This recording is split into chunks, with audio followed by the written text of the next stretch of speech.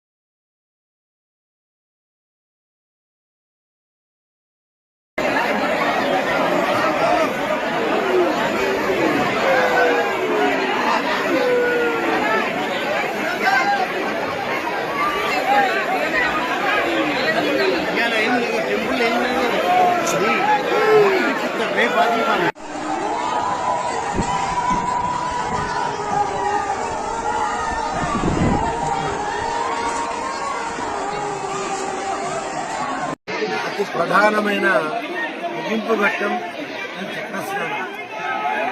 ఈ 9 రోజులుగా నవాన్ని గతించదు కొనసాగినటువంటి మహాయజ్ఞం నిర్విఘ్నంగా పరిసమాప్తించింది.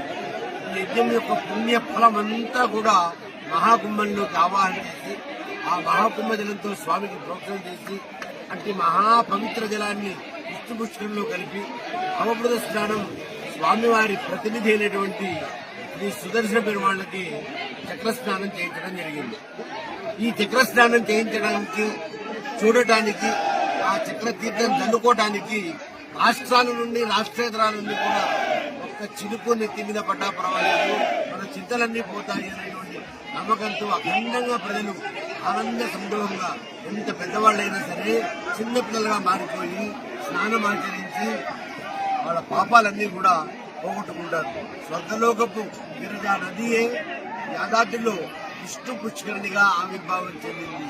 కాబట్టి భూలోకంలో ఉండే సమస్త పుణ్య నదీ నద జలములన్నీ కూడా ఇందులో మిళితముంటే ఉంటాయి.